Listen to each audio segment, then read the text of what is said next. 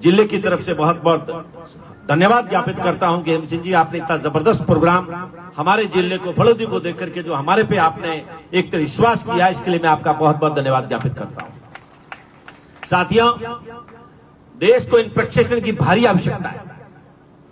आज से मेरे से पूर्व वक्ता कृष्णाराम जी बोल गए, हेम सिंह जी बोल गए, और भी वक्ता बोल गए, उसके बाद बोलने को कुछ बचता नहीं है।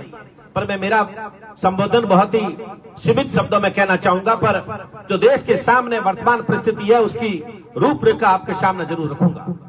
साथियों, ये प्रशिक्षण जो आपके यहाँ हुआ है, मैं अभी हेम सिंह जी से कह रहा था कि हकीकत तो यह है कि मेरे जैसे कई बड़े बड़े नेता जो बड़े बड़े सफेद चोले कपड़े पहन के हम कांग्रेस की राजनीति करते हैं, संगठन में है, जिला में है, प्रदेश में है और राष्ट्रीय संगठन एआईसीसी में है, हमें यह पता नहीं है सेवा दल कहां पैदा हुआ, सेवा दल कैसे चला, सेवा दल का क्या काम होना चाहिए, कांग्रेस का क्या काम होना चाहिए, कांग्रेस को देश के प्रति क्या करना चाहिए, हमें इसका पता ही नहीं है। पता कोई दे सकता है तो उसका पता है सेवा दल का ऑफिस। जब तक ये प्रशिक्षण नहीं चलेंगे और प्रशिक्षण से हमें पता नहीं चलेगा कि हमारा उद्देश्य क्या है। आज का एक लड़का घर से निकलता है, एक व्यक्ति सरपंच साहब घर से निकलते हैं, उनको पता है जाएंगे एक नेता को पटाएंगे, एक प्रधान का टिकट ले आएंगे, प्रधान बन जाएंगे, थोड़ी चमचागिरी करेंगे, एमएलए बन जाएंगे, थोड़ी चमचागिरी करेंगे, एमपी बन जाएंगे, उससे देश नहीं चलने वाला है। मेरे साथियों, इस देश के तिरंगे झंडे को ऊंचा रखना है तो कांग्रेस पार्टी को ऊंचा रखना होगा। ये काम 60 साल तक कांग्रेस ने किया है। अभी देश की वर्तमान परिस्थिति क्या है आपको पता है? हमारे नेता इस भारत में एकमात्र 140 करोड़ लोगों में एकमात्र आदमी ऐसा, शेर बब्बर शेर ऐसा है जो किसी की माई के लाल से नहीं डरता है, और उसका नाम है राहुल गांधी। चित्र हमारे देश के जाने माने वकील, क्या नाम उनका, देश के जाने माने वकील जगदीप धनखड़, कितने बड़े वकील हैं और क्या थे थोड़े दिन पहले उपराष्ट्रपति। कहां है पिछले 1 महीने से, कोई पता जानते हो? बताओ कहां है? अरे जगदीप जी धनखड़ साहब, आप किसान के बेटे हो, डरो मत, पूरा भारत आपके पीछे है। हमें भी पता है कि आज अभी चुनाव होने जा रहे हैं, चुनाव खत्म होते ही आप बाहर आ जाओगे। उससे पहले इस भारतीय जनता पार्टी ने आपको पाबंद किया है कि आप बाहर आके बोलो मत, बोलोगे तो उपराष्ट्रपति इनका हार जाएगा। कहां गए उपराष्ट्रपति जी? जब इस देश में, मेरे सेवा दल के साथियों, इस देश में जब एक जो उपराष्ट्रपति का भी पता नहीं है, उसको भी पता नहीं है कि मैं 4 बजे उपराष्ट्रपति हूं, शाम को 6 बजे हूं कि नहीं हूं, तो दूसरे लोगों का क्या कहना है?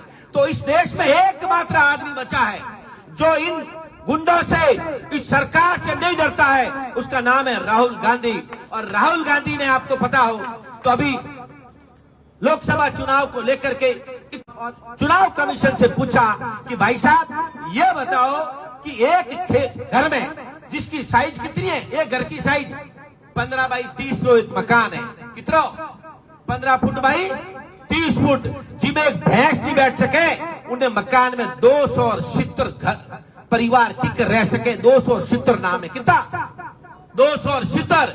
और जो लोग मर गया वो, जो लोग जिंदा वो नाम हटा दिया है। और एक एक घर में चोरियों कर जीत गया है, ऐडी एक लिस्ट बना उन्होंने दी।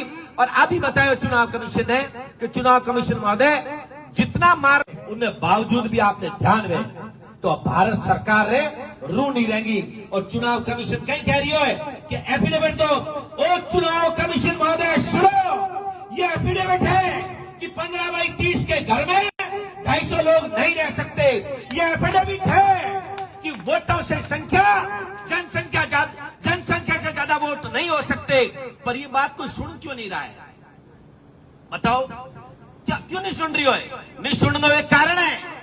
अब हेम सिंह जी कह रहा था जिनटे में भारत रो कानून बढ़ियो उनके चुनाव कमीशन 3 लोग चुनता है। चुनाव कमिश्नर जो चुनाव कराया करे, कौन चुनतो?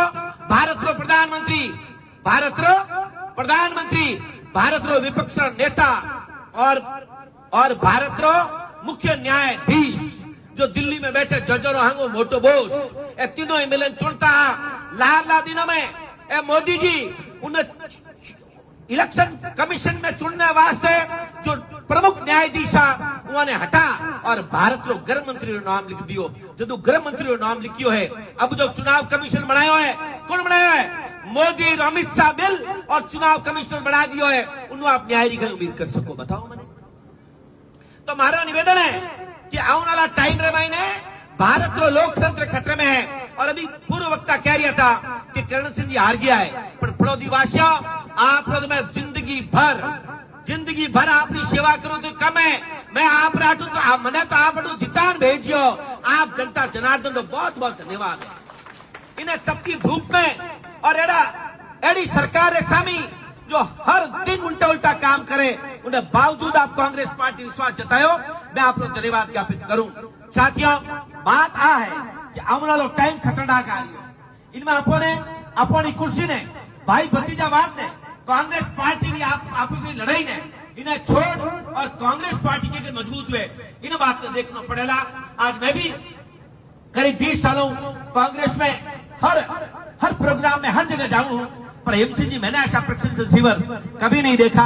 आपने एक सही मुहिम चलाई है, हमारे राष्ट्रीय नेतृत्व ने के मार्फत आपने जो इस मुहिम चलाई है, मैं आपका इस मंच के माध्यम से धन्यवाद ज्ञापित करता हूं। निश्चित रूप से इसका फर्क पड़ता है। जैसा मैंने आपसे चर्चा करी है, कृष्णाराम जी बैठे हैं, जिलाध्यक्ष चले गए। मेरा एक निवेदन है कि एक दिन का प्रशिक्षण हमेशा हर जिला कांग्रेस कमेटी के लिए रखो। वो कांग्रेस कमेटी के सभी लोग आए, सुबह शाम जमा रहे और आप जैसे 4-5 वक्ता आए और कांग्रेस के बारे में बताए कि कांग्रेस पार्टी क्या है, सेवा दल क्या है, देश को आजादी करने में हमारा क्या रोल है। तब जाकर के जो नए नए कांग्रेस में भर्ती हो रहे हैं उनको पता चलेगा भाई पहला रगड़ाई होनी चाहिए और पच्चे पद मांगना चाहिए, ताकि सब लोगों को कठिन नंबर लाग सके। जहां तक प्रदर्शन करने मौका दियो और स्पेशली कांग्रेस पार्टी ने और देश में लोकतंत्र ने मजबूत करने वास्ते, इन भारत सेवा दल ने मजबूत करने वास्ते आप प्रशिक्षण राखियो। आपको बहुत बहुत धन्यवाद। जय हिंद, जय कांग्रेस।